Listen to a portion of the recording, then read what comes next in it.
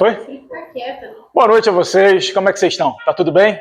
Nenhuma luta, nenhuma dificuldade, a semana tá tranquilinha, né? Tá bom demais, né?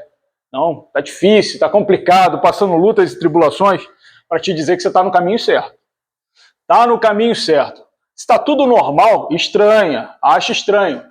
Tem uma música na harpa um hino da harpa que diz o seguinte, que os mais belos hinos e poesias foram escritos em tempos de tribulação, mas do céu se ouviu uma linda melodia em tempos de escuridão. Então, mesmo que esteja difícil, esteja complicado, sempre é bom acharmos bons motivos para agradecer a Deus. Então, que tenhamos bons motivos para agradecer, e um dos principais motivos é o dom da vida.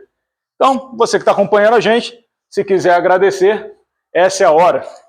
Pai, nós te louvamos e te agradecemos porque o Senhor é bom e porque o Senhor é Deus, porque o Senhor tem preservado a nossa saúde, tem preservado, o Senhor, os nossos sonhos e planos, as nossas metas, tem nos preservado no bom caminho. Eu te peço, Senhor, nessa noite, que teu bom Espírito possa fluir em nós e através de nós. Aquilo que nós não conseguimos comunicar, que o teu Espírito, que é bom e santo, possa comunicar a quem estiver nos ouvindo, aqueles que tiverem dificuldade, que possam ser tocados nesse momento pelo teu Santo Espírito. Então nós fazemos questão da tua presença aqui e fazemos questão também da tua presença em nós. Muito obrigado por tudo. Em nome de Yeshua nós te agradecemos. Amém. Então vamos lá. Semana passada a gente falou um bocado de coisa, a gente deu uma lição. Quem foi que fez a lição? Alguém fez? E aí, o que vocês acharam em relação à lição? Foi tranquilo para entender?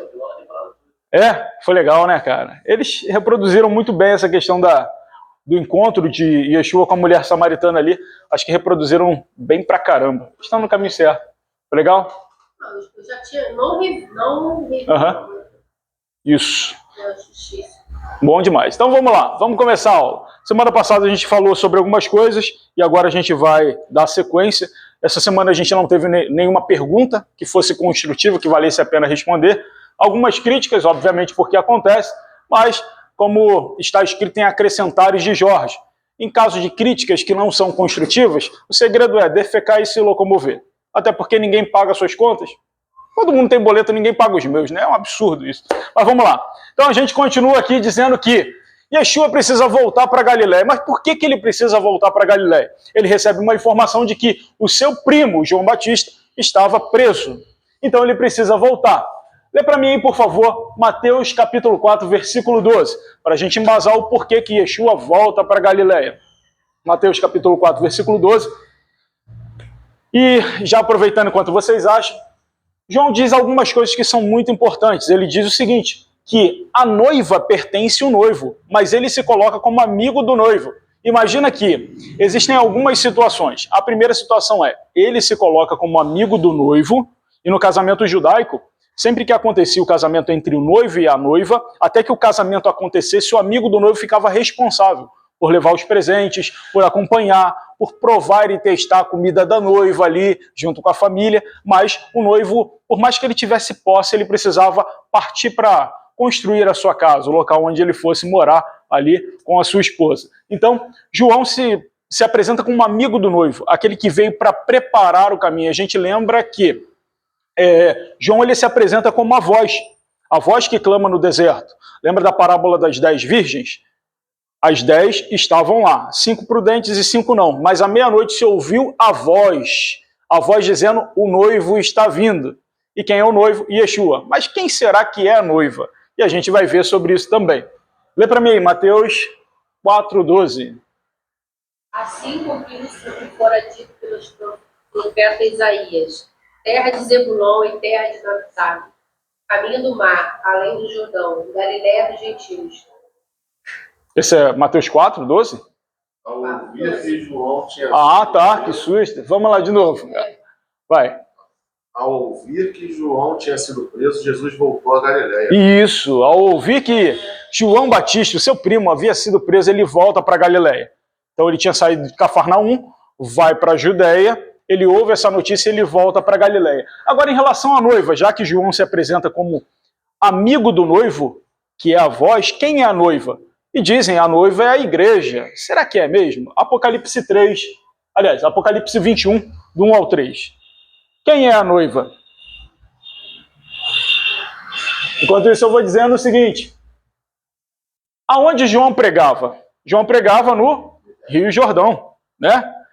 Deserto, Rio Jordão, ele estava ali batizando. Só que, em qual extensão? Você vê aqui que o Rio Jordão tem uma extensão de 251 quilômetros. Só que de um lado do Rio Jordão era o lado dos judeus, e o outro lado do Rio Jordão era o lado dos gentios. O que significava dizer que João, como uma voz, ele pegava toda essa extensão do Rio Jordão. Mas existia um local específico onde ele precisava batizar as pessoas. Isso ficava entre dois altares. Quando Josué saiu, Deus deu uma determinação: olha, faça um altar de pedras dentro do Jordão quando ele foi paralisado, e os 12 príncipes que passarem dentro do Jordão peguem uma pedra do Jordão e façam um altar do lado de fora. Então João Batista batizava entre dois altares, mas a pregação de João Batista era ao longo dos 251 quilômetros do Rio Jordão. Quem é a noiva? Quem pode ler para mim? Apocalipse 21, 1 ao 3. Quem é a noiva? Já que João era a voz, o amigo do noivo, quem era a noiva? O noivo a gente já conhece. Então, vi novo céu e nova terra, pois o primeiro céu e a primeira terra haviam passado, e o mar já não mais existia. Vi também a cidade santa, a nova Jerusalém, descida do céu. Lê devagar. Da parte de Deus, adornada como uma linda noiva. Como que? Como uma linda noiva. A Jerusalém que descia do céu, ok. A Jerusalém que descia do céu, da parte de Deus, adornada como uma linda noiva para os seus esposos amados.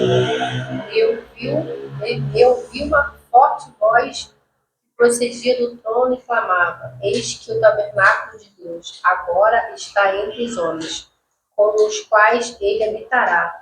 Eles serão o seu povo, e o próprio Deus viverá com eles e será o seu Deus. Muito bem, glória a Deus, para glorificar de pé, irmã. Isso aí. Então a gente já sabe que o noivo é Yeshua. A voz que veio para preparar, para dizer, era o próprio primo de Yeshua, João Batista. Ele pregava sobre aquela extensão. Mas a noiva em si era a própria Jerusalém. Tem a Jerusalém terrestre e a Jerusalém que desce do céu. Essa é a noiva. Então vamos lá. Já falamos sobre isso. Já falamos sobre o exercício. Então, retornando para Cafarnaum, da Judéia para Cafarnaum, era-lhe necessário passar por Samaria. O problema é passar por Samaria. Samaria, os samaritanos judeus, eles eram rivais. Eles eram rivais. Tanto é que diz a tradição que o judeu, e vice-versa, os samaritanos, eles não lavavam os pés onde os judeus não lavavam os pés onde os samaritanos lavavam as mãos. Ou os samaritanos não lavavam os pés onde os judeus lavavam as mãos. Por quê? Justamente por conta do que aconteceu há muitos anos atrás, da miscigenação ali em Samaria. Então, tá aqui, ó. Yeshua estava na Judéia e ele precisava passar em Samaria. Então, era-lhe necessário passar por Samaria. Então, o que significa Samaria? Samaria significa os guardiões, ou os vigias. Guardiões de quê? Daquilo que seria a lei do Senhor, daquilo que seria os mandamentos do Senhor. Eles se achavam muito bons em guardar a lei do Senhor. Segundo, Samaria ficava entre a Galileia e a Judéia. Então, ir da Judéia sem passar por Samaria, você sair da Judéia e ia para Cafarnaum, ou de Cafarnaum para a Judéia, se você não fosse passar por Samaria, aí fica mais fácil a gente entender. Não quero passar por Samaria. Galileia está aqui, Samaria está aqui, Judéia está aqui. Não quero passar por Samaria. Eu teria que atravessar o Jordão para cá uma vez, vir por aqui e atravessar o Jordão uma segunda vez. Isso levava mais ou menos 6 dias de viagem. Agora, se eu fosse passar por Samaria, e era um lugar perigoso, justamente porque eles eram rivais, demoraria 3 dias apenas. 3 dias de caminhada. Então, era necessário passar por Samaria. Samaria, ela foi formada de que forma? Na época que houve a divisão dos 2 reinos, Salomão morre, o filho dele assume, aumenta a taxa de impostos, 10 reinos para um lado, Reino do Sul, Reino do Norte, tudo isso vocês lembram. A Síria invade a parte ali de Samaria, ele mata muitas pessoas, e um general chamado Tigat-Pileser, quem estudou o Antigo Testamento comigo, eu já expliquei isso mais a fundo, ele pega aquela galera de Samaria e mata.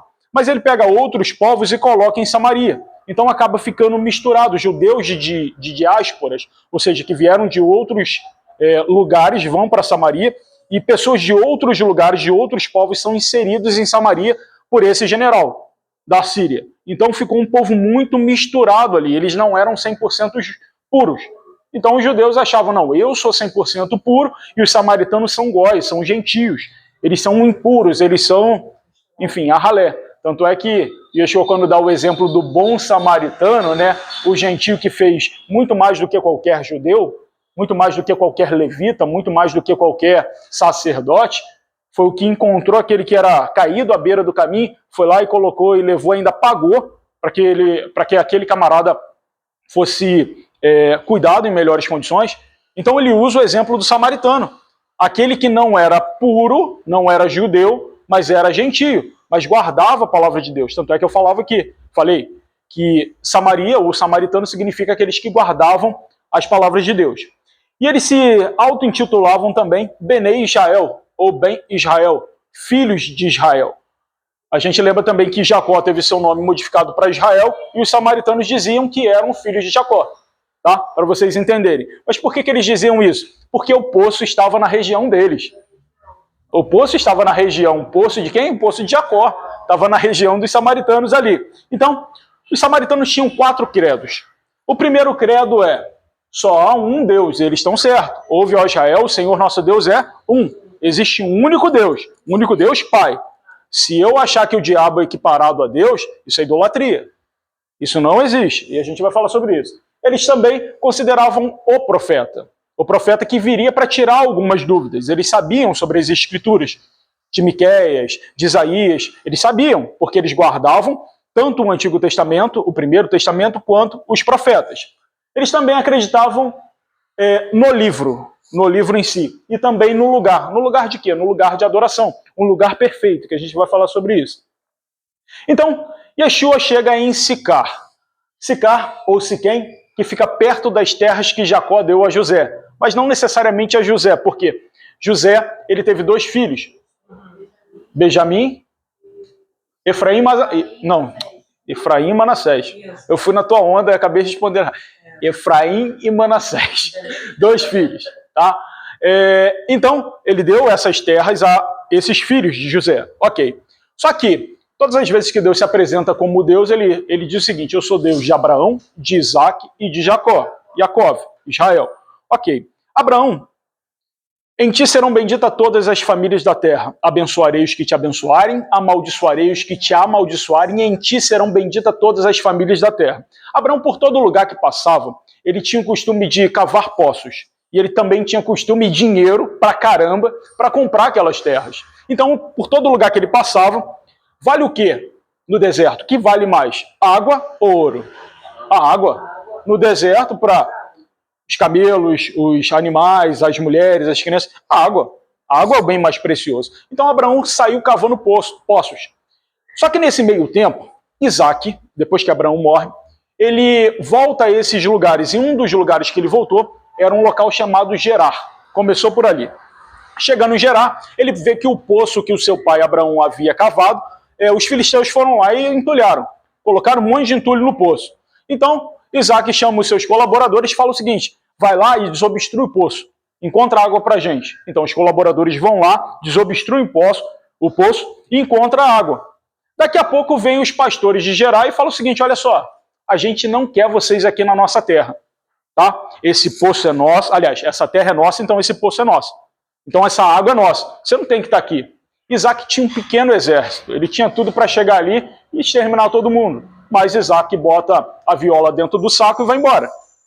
Não vai contender. Então o nome do primeiro poço se chamou Ezeque. Então Isaac sai dali, daquela região de Gerar, e vai mais para dentro do deserto. Chega lá, ele encontra um outro poço, mas o poço também está entulhado. Então o que ele pede? Os seus colaboradores, funcionários, para desentulhar o poço. Então, desentulha o poço e eles encontram água. Opa, encontrou água. Ninguém vai perturbar mais. Não vieram os caras de novo para encher o saco? Os caras vieram de novo. Irmão, você ainda está muito perto, a gente não quer você aqui, você não entendeu isso? Vai para outro lugar, esse poço é nosso. Aí, possivelmente numa região muito parecida, muito próxima da região de Samaria, ele deu o nome desse poço de Poço da Inimizade, ou Poço de Sitna, que possivelmente era esse poço de Jacó. Possivelmente era o mesmo poço de Jacó, que significa o Poço da Inimizade. E lembra que judeus e samaritanos eles eram inimigos? Então, mais ou menos isso. Então, ele vai lá para dentro do cantão, e só para não perder a história, porque a história deveria terminar aqui, nesse meio, né? Ele achou água, mas o cara expulsou. Ele foi lá para o cantão. Dessa vez, os seus colaboradores cavam um poço. Aí chega para ele e fala: meu senhor, Isaac, nós não achamos água. O que Isaac faz? Uma coisa chamada Cabalá. O nébia, o manto, o mistério, o místico. Ele chama aquela galera que expulsou ele da terra e fala o seguinte: vem cá, meu irmão, eu quero trocar uma ideia contigo, traz todo mundo, vou fazer um churrascão aqui, tudo bem? Vou fazer um churrascão aqui, a gente vai comer junto. Eles comeram lá, fizeram um churrasco, tudo do bom e do melhor. Isaac ainda dá presente. Pô, mas dá presente fazer churrasco para quem te expulsou da terra? Exatamente isso. Ele fez um banquete, deu um churrascão, deu presente, abençoou aquele pessoal e depois despediu. Depois que ele fez isso, essa parte mística, tem até um fundo, uma explicação boa para isso, mas não dá tempo da gente explicar. Mas depois que ele fez isso, chamou, banqueteou, presenteou, abençoou e dispensou, os colaboradores voltaram e disseram: meu senhor, encontramos água, mas não é água saloba, água de poço, mas são águas vivas, o que significa dizer que eles acharam a nascente de um rio. Olha a diferença. Ele não brigou por poço, mas ele conseguiu a nascente de um rio por conta daquilo, ação e reação. O mundo espiritual funciona dessa forma. Poxa, se o teu inimigo te pedir um copo d'água, você precisa dar. Se o teu inimigo tiver fome, dá de comer, dá de beber. Já diria a música do ecumênico Kleber Lucas, né? Se teu inimigo tiver sede, por aí vai, não é isso? Então, é isso. Então, orai pelos vossos... Aliás, amai os vossos inimigos e orai por aqueles que vos perseguem. Foi isso que Isaac fez. Então, voltando. Então, a gente já entendeu que possivelmente essa região foi a região de Sitna, aonde tinha o poço, e as águas vivas significam a nascente de um rio. E por último, foi o poço Reobote, esse que eles acharam, tá? Então tá aqui, ó. Samaria, Sicar e o poço de Jacó. Em primeiro lugar, Yeshua chega lá e já quebra a hostilidade. Como? Ele chega cansado. Sol a pino, meu irmão, meio-dia. Ele devia estar muito cansado, com sede. Ele fala para os discípulos: camarada, vai lá e compra alguma coisa para a gente comer. Olha a hora, cara. Ó, olha a hora não, né? Olha a hora. Relógio de sol. Pô, já está na hora do almoço, sol a pino, vai lá comprar comida. Mas ele fez isso de propósito, ou com propósito. Daqui a pouco vem uma mulher para pegar água no poço. Só que normalmente as mulheres iriam no horário da manhã, no horário mais fresco, para buscar água. Mas por que essa mulher foi buscar água na hora do almoço, quando ninguém mais ia buscar essa água lá? Porque era uma mulher rejeitada. Além dos samaritanos serem rejeitados pelos judeus, os próprios samaritanos rejeitavam uma mulher que fazia parte daquele povo ali. Então Yeshua chega ali, cansado, se senta talvez, e diz: mulher, você pode me dar um copo d'água, ou um pouco d'água?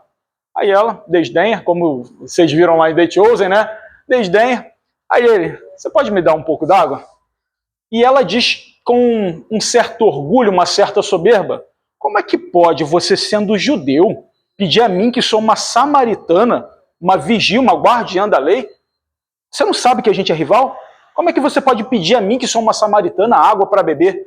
E Yeshua olha dentro da alma daquela mulher e diz: mulher, se você conhecesse o dom de Deus, duas coisas, o dom de Deus e quem é que te pede água, você me pediria, eu lhe daria água viva. Opa, a nascente de um rio? Aí ela fica meio confusa. Mas a nascente de um rio, água viva? Mas o Senhor não tem... Aí já muda o discurso. Aí é o Senhor. O Senhor não tem com que tirar. Acaso o Senhor é maior do que o nosso pai Jacó, que nos deu esse poço? The Chosen tem ali uma vírgula e diz, como Yeshua disse: eu conheço Jacó, né? Eu conheço Jacó. Vocês viram isso? Então, acaso o Senhor é maior do que o nosso pai Jacó, que nos deu esse poço? O Senhor não tem com que tirar. Aí ele diz o seguinte: aquele que beber dessa água voltará a ter sede, mas aquele que beber da água que eu lhe der, nunca mais sede terá. Então tá lá. Então primeiro ele quebra a hostilidade. Segundo, ele vai consertar aquilo que estava errado. Então ele chega: aquele que beber da água que eu lhe der, nunca mais terá sede, mas vai produzir dentro da pessoa, de quem beber, uma fonte que jorra para a vida eterna. Então, vida eterna. A nascente de um rio que gera a salvação ou a vida eterna para um ser humano. Então, Yeshua diz, aí ela fica interessada, fala o seguinte, tá, mas eu quero então, me dá essa água viva? Ele diz, dou sim, claro. Por que eu vou te negar água viva? Dou sim, mas chama o teu marido. É que as pessoas ficam falando outras coisas aí, como algumas pregações, né? Vai, chama o teu marido. E ela diz, eu não tenho marido, meu senhor. E ele disse o seguinte, disseste bem, é como se dissesse o seguinte, eu enxergo o teu caráter. Você não é mentirosa. Você é uma pessoa de caráter, embora seja rejeitado, eu te enxergo da forma que você é. Porque você já teve 5 maridos, e esse agora que você tem não é o teu marido. Aí ela diz, eu vejo que tu és profeta. Então vamos dar uma pausa aqui para a gente entender que eu já expliquei em aula de Antigo Testamento que divórcio e repúdio são 2 coisas totalmente diferentes. Aquela mulher não era uma prostituta diferente de várias pregações que eu já ouvi. Não era prostituta, mas foi uma mulher repudiada por muitas vezes. Ela foi casada uma vez e foi por 4 vezes repudiada. Mas por que ela não se divorciou desse camarada? Porque o divórcio era muito caro. Para você divorciar, teria que fazer o quê? Encontrar alguma coisa que fosse imoral, ilegal ou antiético naquela pessoa, ou no marido ou na mulher, você ia até o sinédrio. Só que lembra que para que as pessoas casassem naquela época, o pai da noiva precisaria pagar o dote. O pai da noiva tinha que pagar o dote. E não era baratinho, não. Então, imagina que a pessoa era casada por 10 anos e queria se divorciar. Ele teria que ir ao sinédrio, dizer quanto ele recebeu de dote, se faria o cálculo, faria a correção desse cálculo para devolver à família tudo aquilo que foi adquirido ao longo do casamento. Entende? Então o cara sairia ali prejudicado em relação a... Então era muito caro para fazer o divórcio. Mas, segundo a tradição de Moisés, qualquer coisa que fosse achado de forma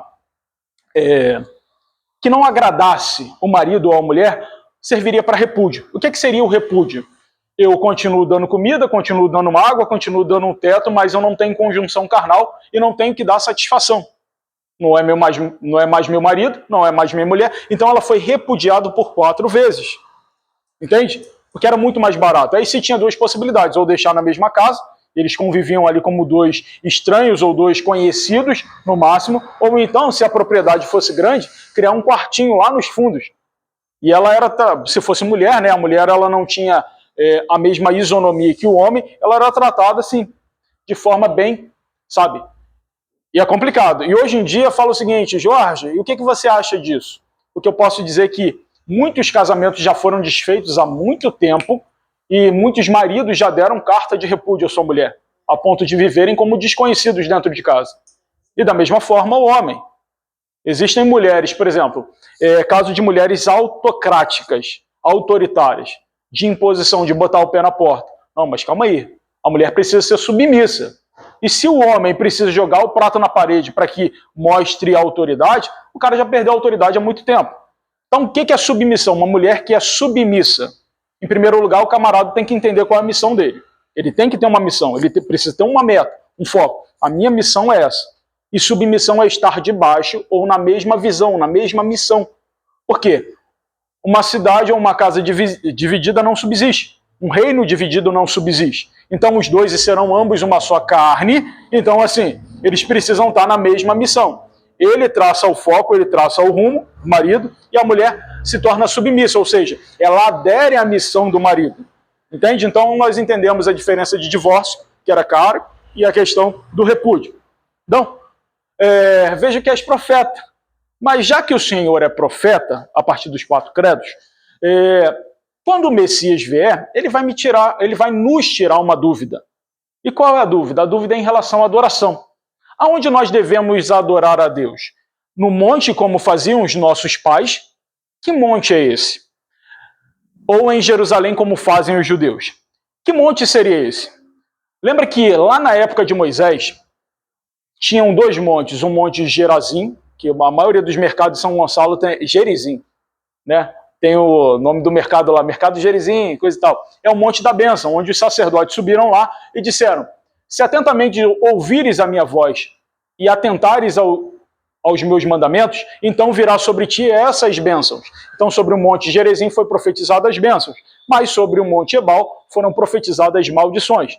Então a pergunta dela é, será que nós samaritanos estamos fazendo certo o local da adoração a Deus seria no Monte Gerizim, ou no Moriá, ou no Monte Sião. E vocês, judeus, vocês dizem que estão certos, que a gente deve adorar em Jerusalém. Mas o que o Senhor diz? E a resposta de Yeshua, para não dizer que eu estou flexibilizando a verdade, abram, por favor, João 4, 22. João 4, versículo 22. Lê com calma para a gente pegar os pormenores, porque o aspecto agora é a adoração. E isso aí pega o calcanhar de Aquiles de muitas igrejas, não são poucas. João 4, e vocês vão entender, a gente tem 4 evangelhos sinóticos, Mateus, Marcos, Lucas e João. Por que só João escreveu sobre a mulher samaritana? Estranho, né? No final eu revelo por quê. Vamos lá. João 4, 22. Quem pode ler? Espera aí. Lê devagar. Vai. Vós adorais o que não sabeis. Nós adoramos o que sabemos, porque a salvação vem dos judeus. A salvação vem dos? Judeus. Diz que os judeus adoram o que eles sabem, ou nós, e ele se inclui? Nós. Muito bem. Então Yeshua se inclui. Ele diz, nós adoramos aquilo que nós conhecemos, a quem nós conhecemos, porque a salvação vem dos judeus. Yeshua era brasileiro, sim ou não? Não. Era assembleano, sim ou não? Não, o mundo é dos batistas. Não, ele era judeu. Então os judeus adoravam o que eles conheciam. E de fato Yeshua era judeu. Então, ele diz, nós adoramos o que conhecemos, porque Deus é espírito, e importa que os verdadeiros adoradores adorem ao Pai. Ele não fala a Deus, ele fala que os verdadeiros adoradores adorem ao Pai, porque o Pai é nosso. Não é isso?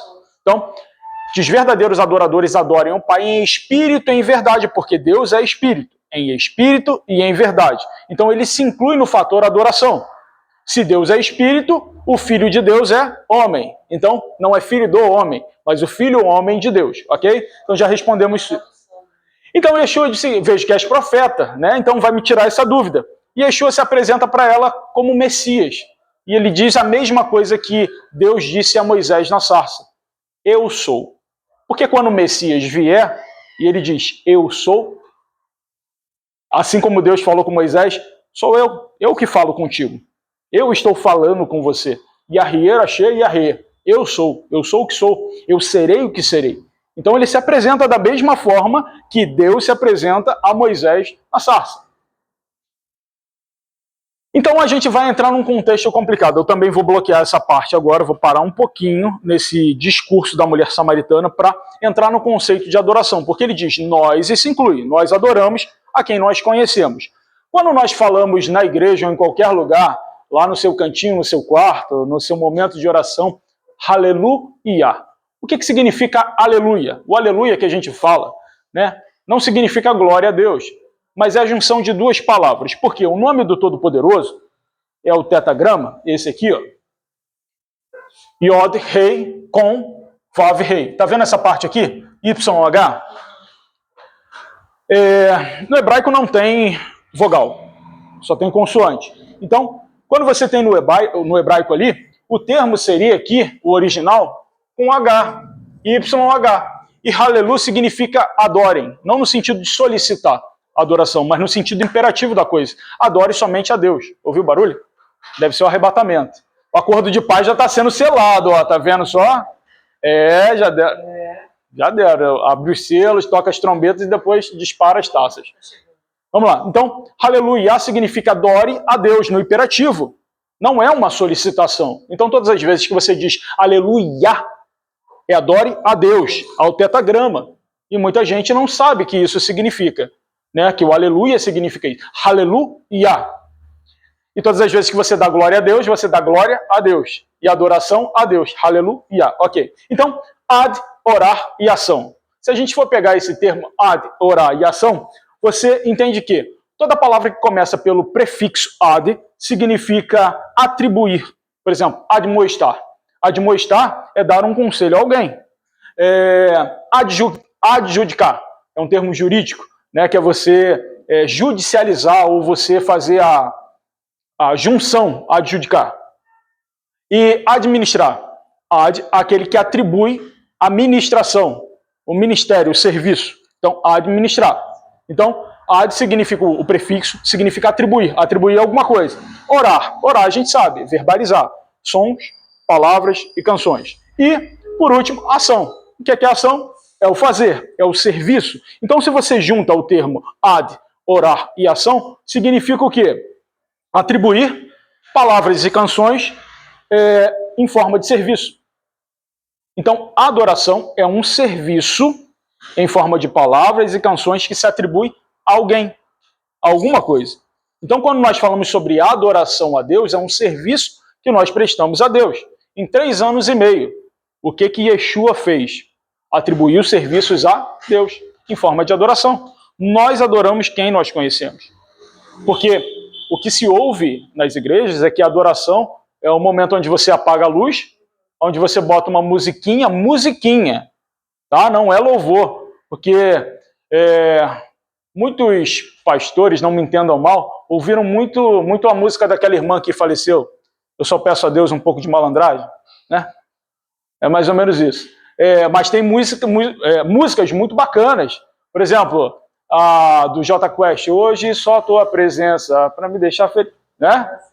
Tem aquela daquele irmão também que está fora da igreja, que diz que eu posso te mostrar na passagem de um livro antigo e te provar como a vida é linda, dura, sofrida, carente, em qualquer continente, mas boa de se viver em qualquer lugar. Aí imagina no momento da ministração, volte à vida, volte a brilhar, né? Mais ou menos isso. Então você vê que o momento de adoração não é quando você verbaliza somente num determinado lugar, mas o momento de adoração a Deus é quando você presta um serviço a Deus. Isso é adoração, tá? Se a gente for pegar o aspecto de adoração desde os primórdios, se tinha lá Abraão, Isaac e Jacó, Jó, tinha também Balaão, que era o falso profeta que profetizava com os olhos abertos, né? O que eles faziam? Construíam altares em forma de adoração a Deus. Então, beleza.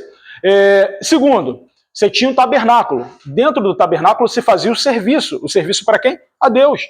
Não era para o Filho de Deus. O serviço era direcionado a Deus.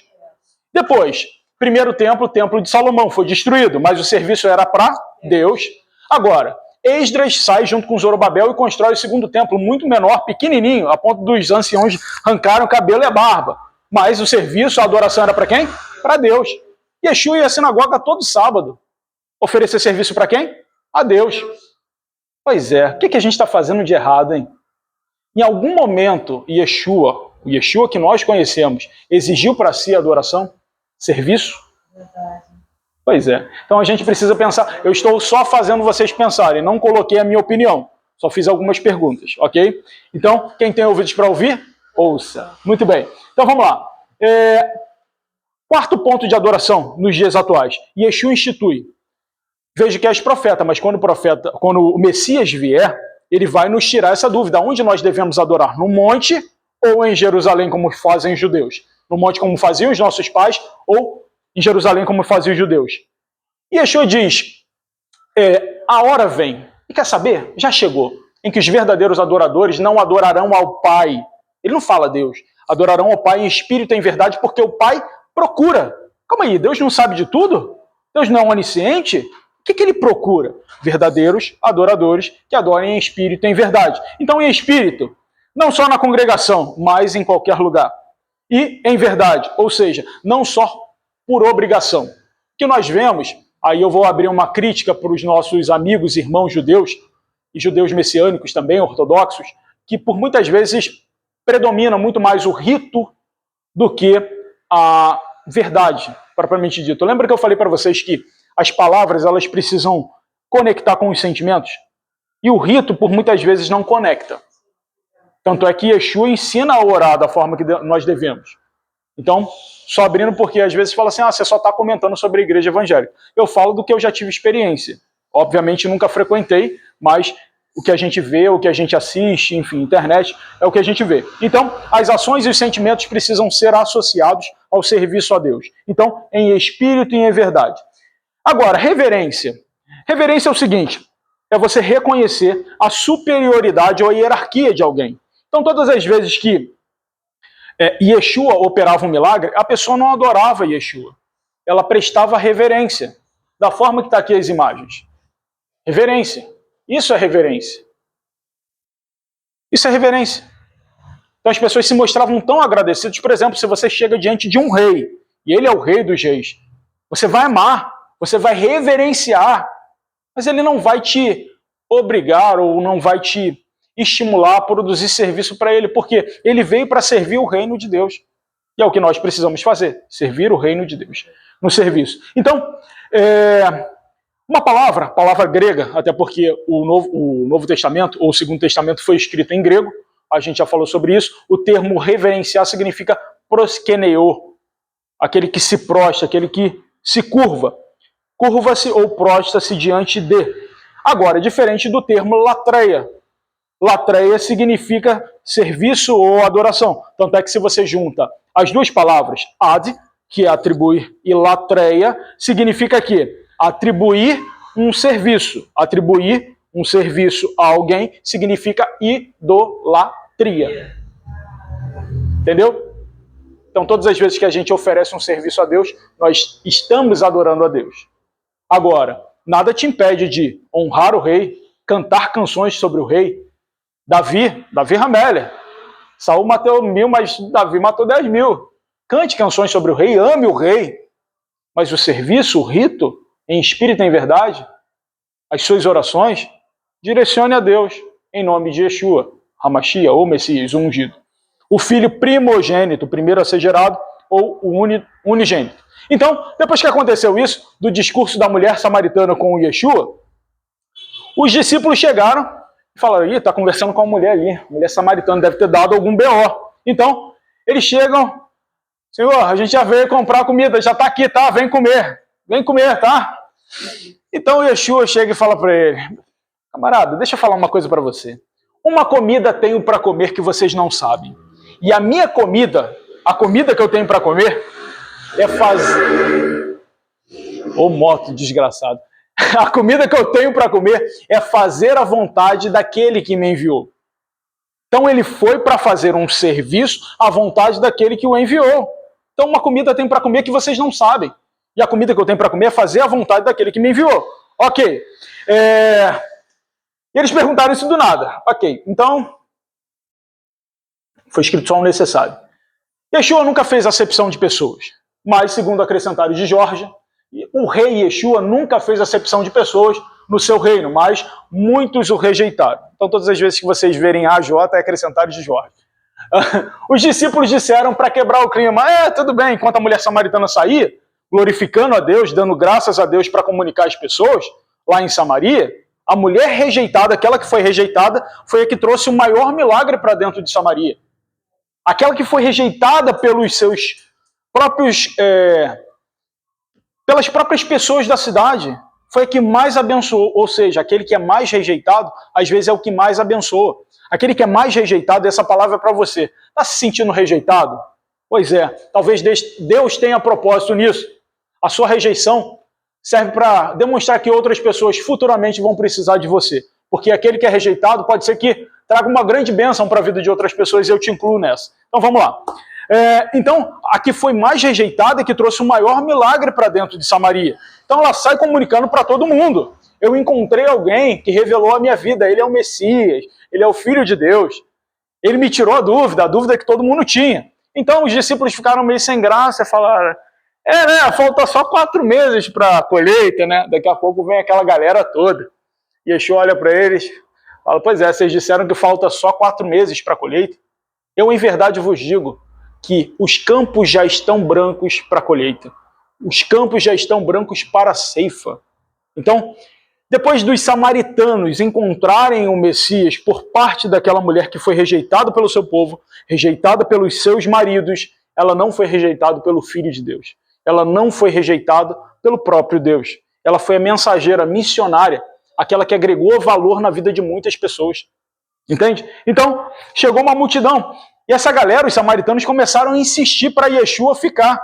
E ele fica ali durante 2 dias. 2 dias ensinando. Lê para mim João 4, capítulo 4, 36 ao 42. Porque Yeshua de fato fica. E uma das coisas que ele tinha mais prazer em fazer era o quê? Ensinar. ensinar o reino de Deus, ampliar o reino de Deus. Que horas tem, gente? Me ajuda aí. 39. Tá bom. Aquele que ceifa recebe o seu salário e colhe fruto para a vida eterna. E assim se alegram juntos o semeador e o ceifeiro. Esse é João 4, 36 ao 42. 36. Tá, vai, continue. Dessa forma, é verdadeiro o ditado: um semeia e o outro colhe. Eu vos enviei para ceifar o que não plantastes, outros realizaram o cultivo e vós usufruíste do labor deles. Muitos samaritanos daquela cidade creram nele, em virtude da palavra daquela mulher que testemunhara. Ele me disse tudo quanto tenho feito. Assim, quando os samaritanos se encontraram com Jesus, insistiram em que os hospedasse com ele. E ele ficou 2 dias. E muitos outros creram por causa da sua palavra. Então disseram a mulher: agora cremos, não somente por causa do que tu falaste, mas porque nós mesmos o ouvimos e sabemos que este é verdadeiramente o Cristo, o Salvador do mundo. Glória a Deus, viu? Entende? Deus não faz acepção de pessoas. Deus, às vezes, escolhe os improváveis, aqueles que não são... Improvável no sentido de ninguém conseguiria dar prova, dar crédito àquela pessoa, sabe? Mas Deus escolhe os improváveis para fazer o impossível, para agregar valor na vida das outras pessoas. Mas, volto a dizer, dos 4 evangelhos sinóticos, ou seja, daqueles que convergem, trazem informações muito parecidas, Mateus, Marcos, Lucas e João. Por que só João relata essa informação tão importante? Por quê? Abre aí para mim em João 13, 23. João tinha uma autoestima lá no alto. Autoestima, né? Ele mesmo se estimava muito. Não alto com L, alto com U. Se estimava muito. Tinha autoestima igual o Moisés. Moisés chegou e falou assim, Moisés escreveu lá o Êxodo, né? Mas ele botou assim, e a filha de Faraó encontrou um bebê, e o bebê era lindo. Pô, o próprio Moisés escrevendo, pô, cara de pau, né? Era formoso, era lindo. Vai, lê aí, João. Enquanto isso, um deles, o discípulo a quem Jesus amava, estava reclinado ao seu lado. É o 23, né? 13 e 23. Simão Pedro fez alguns sinais e esse como querendo dizer, pergunta a quem ele se refere. Então aquele discípulo, reclinando-se sobre o peito de Jesus, perguntou-lhe, Senhor, quem é? Respondeu-lhe Jesus. Não, tá bom, tá bom. Só para vocês entenderem aqui. João escreveu isso acerca dele. O discípulo que Jesus mais amava. Ele escrevendo dele, né? Não, porque trazia, né? Não no sentido de... Porque assim, se Jesus trouxesse ao peito, João deveria ser mais baixo ou Jesus ficar na ponta do pé.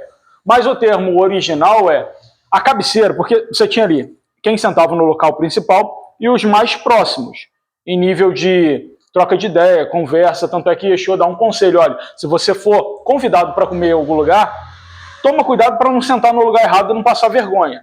Então assim, espera primeiro as pessoas sentarem, depois você senta. Eu, por exemplo, tenho o meu lugar cativo dentro de casa. A Fernanda tira até a cadeira de perto para o pessoal não sentar na minha cadeira, porque eu fico incomodado. Eu já pedi algumas pessoas para levantarem, mas porque ali é o meu lugar, eu gosto. Eu sou sistemático, eu gosto de sistema, eu sou rotineiro. Não sei se você percebeu, mas essa é a 6ª aula? 6ª? 7ª? Sei lá. Eu tô com a mesma camisa preta, não a mesma, né? Várias camisas pretas, né? Porque eu gosto de rotina.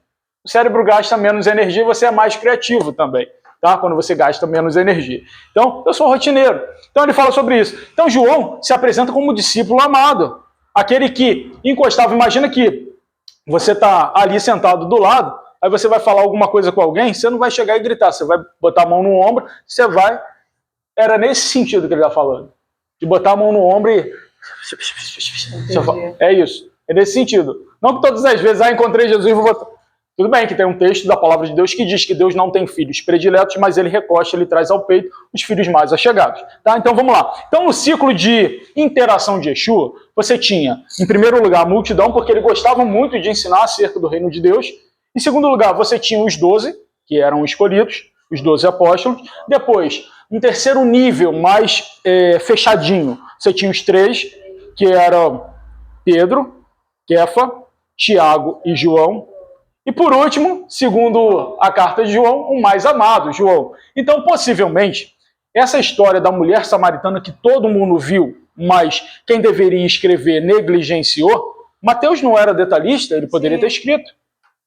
Mas ele ouviu, João, ele teve acesso a ouvir isso em primeira mão. O que Yeshua conversou com aquela mulher samaritana, qual foi o discurso, e por isso ele escreve na sua carta como foi o desenrolar ali, como ele disse, como ele falou sobre o aspecto da adoração, como ele explicou alguns mistérios ocultos do reino de Deus. Então, justamente por conta da proximidade. Então, em relação à proximidade, a gente sabe que no ciclo de interação de Yeshua, o mais próximo era João, inclusive foi o último a morrer. Ele estava lá aos pés da cruz, a gente vai falar depois sobre isso, e teve o apocalipse de João. Agora, a pergunta que não quer calar, eu acho que eu estou fugindo um pouquinho da aula, eu quero Stein. Ah, não. Não? Tá falando aí. Eu também. Lembra que João era o mais certinho de todos, embora tenha pedido para fulminar lá os samaritanos um tempo atrás, né? Filhos do trovão, né? Mas se João era tão certinho, por que ele não recebeu as chaves do céu? Quem recebeu foi Pedro. O que mais fez, o que mais defecou, o que mais fez cagada no mistério. Por quê? E a resposta é simples. Aquele que está certinho, o crivo dele é muito alto. Ele é muito alto, ele vai também, de repente, querer exigir isso de outras pessoas. Uma santidade que talvez só ele consiga. Agora, uma pessoa que errou tanto e foi perdoada e recebeu um tesouro enorme, ele vai ter o quê? Vai ter condescendência, ele vai ter misericórdia, vai ter sensibilidade, compaixão. Entende? Então, Pedro, o que você ligar na terra vai ser ligado no céu. Sente na pele. É isso. Ele disse... Quem dizem que eu sou? E Pedro logo se prontifica a dizer, tu és o Cristo, o Filho do Deus vivo. Aí Yeshua, garoto, esse é o meu garoto. Não te chamarás mais Simão, Kefa, mas se chamará Pedro, Petrus. Mas sobre essa pedra eu edificarei a minha igreja. E as portas do inferno não prevalecerão contra ela. Vamos voltar aqui. Tá? Então, no tempo de retorno de Cafarnaum, Yeshua passa por Samaria porque era necessário passar. Nesse inteirinho, o que acontece? João é degolado no aniversário de Herodes, está descrito lá em Marcos 6. Herodes, ele tinha medo do povo, mas ele tinha muito mais medo da mulher dele, Herodias, que nem era a mulher dele. João estava lá denunciando Herodes por ter quebrado o 10º mandamento, né? É isso, vocês lembram lá, adultério, o mandamento de adultério. Então ele quebrou e João esfregou na cara. Então, mas Herodes também tinha medo dessa questão da rebelião, do motim, da clivagem, da quebra, da Pax Romana. Porque assim, Roma, olha, vai ter paz, mas para ter paz você precisa pagar por essa paz. Tá? Então assim, eu vou precisar cobrar um imposto. É igual o miliciano, cara. O miliciano tá ali, você sabe que o cara não tá agregando em nada, mas o cara só tá sugando dinheiro. Não, é só para você não ser assaltado. É mais ou menos assim que funcionava Roma. Então, para manter a Pax Romana, e Herodes fazia isso, vou cobrar os impostos aqui. Então, João Batista, ele era considerado, embora... Lembra que o povo, chegaram lá, os sacerdotes, os seus parentes disseram, quem você é, Elias? Ele, não sou Elias, não. Você é um profeta? João falou, não, também não sou, não. A quem é você? Eu sou a voz. Que voz? A voz que clama no deserto.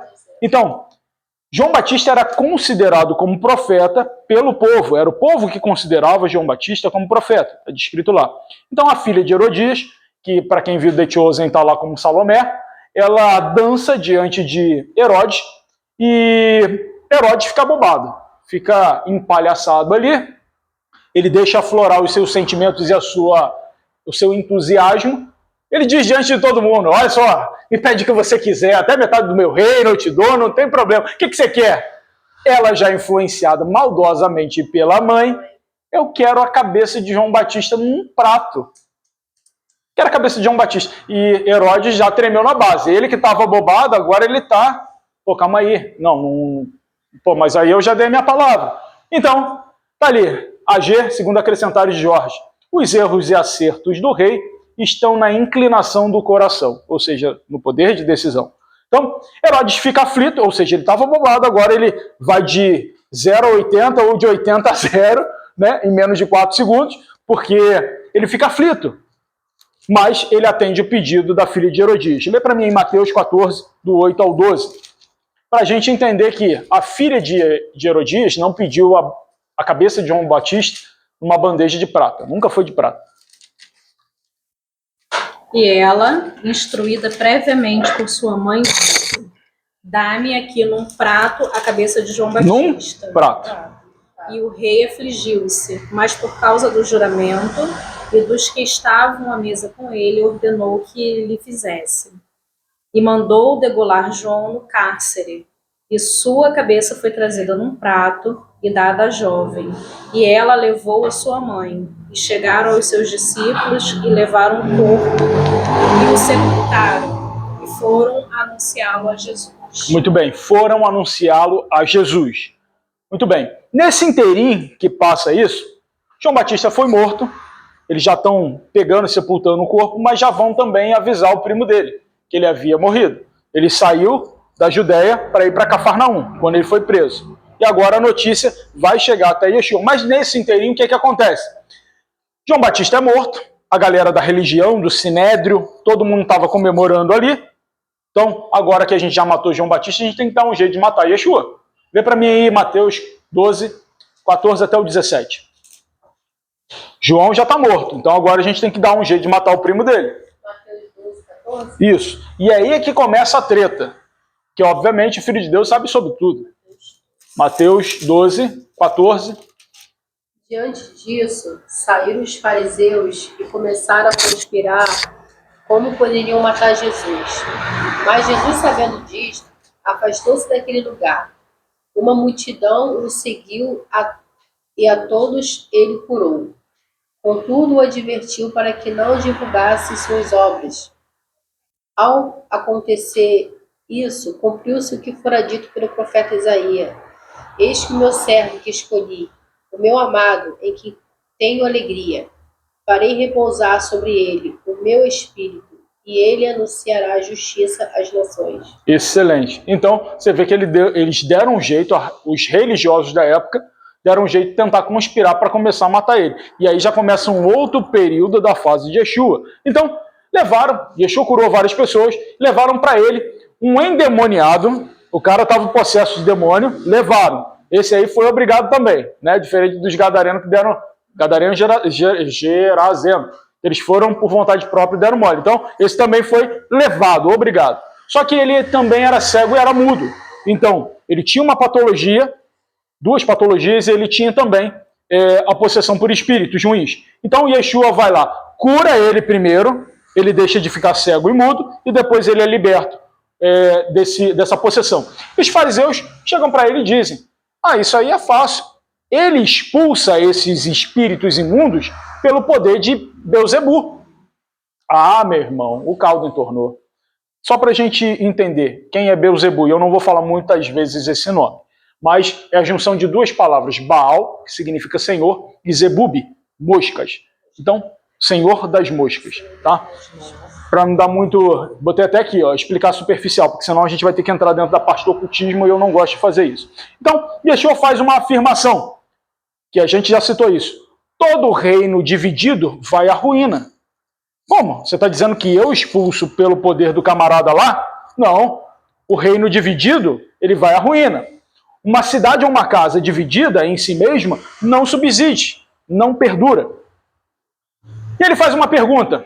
Se eu expulso demônios pelo poder desse camarada aí, então, por quem expulsa o filho de vocês? O filho, entendam aqueles que são seguidores. Esses aqui são meus filhos, os meus seguidores. Tá, se eu expulso pelo poder desse camarada, os seus filhos, os seus seguidores, expulsam pelo poder de quem? Aí eles teriam que blasfemar contra Deus. Porque eles expulsavam pelo nome do tetragrama. Não tomarás o nome do Senhor vosso Deus em vão. Mas nesse caso de exorcismo, de expulsão de espíritos imundos, aí se usava o nome do tetragrama. Porque acima do nome de Deus não existe outro. Então, por isso, seus seguidores, se eles expulsam pelo nome do Todo-Poderoso, os seus seguidores serão juízes sobre vocês. Então, eles se negaram a responder essa pergunta. Mas, se é pelo Espírito de Deus, vocês precisam entender que o reino de Deus é chegado até vocês. Adiantando. E uma segunda pergunta. Eu preciso perguntar a vocês. Se eu expulso pelo poder desse camarada, como é que alguém pode entrar na casa do homem forte, ou seja, ele especifica, é essa entidade, e levar dali os seus bens sem antes amarrá-lo. Daí vem aquela expressão, tá amarrado, né? Tá amarrado, é desse texto aí. Então, você não pode entrar na casa do homem forte, essa entidade, e simplesmente pegar os seus bens. Você primeiro precisa amarrá-lo. Então, antes de você expulsar, você diz que está amarrado. Tô brincando. Aquele que não está comigo, Yeshua disse, é contra mim. Aquele que não ajunta, esse espalha. Então, todo aquele que disser qualquer palavra sobre o Filho de Deus, sobre Yeshua, você pode falar qualquer coisa sobre ele, que você vai ser perdoado. Agora, aquele que falar contra o nome, tomar o nome do Senhor vosso Deus em vão, aquele que disser ou atribuir alguma coisa que não foi o próprio Deus, por exemplo, dizer que a expulsão de demônios foi por essa entidade, quando na realidade foi o próprio Deus. Isso é blasfêmia. Isso é idolatria, como se colocasse o Todo-Poderoso ao nível dos demônios. Isso é idolatria. Isso é latreia. A gente já falou sobre isso. Atribuir um serviço a um outro ser. E não existe ninguém que possa ser comparado ou equiparado ao nosso Deus. Ok? Então, ele diz, falar do Filho de Deus, ok, mas esse vai ser perdoado. Mas quem fala contra o Espírito do Santo, do tetragrama, não será perdoado nem nessa vida e nem na vida que há de vir. Por quê? Lê para mim Mateus 12, 32. Então, volto a dizer que idolatria é achar que Deus está no mesmo patamar que o diabo. Deus é o Todo-Poderoso. Acima dele não existe nada. Agora, abaixo dele existe muita coisa. Tá bom? Vai. Quem achou aí? E se qualquer... Mateus 12, 32.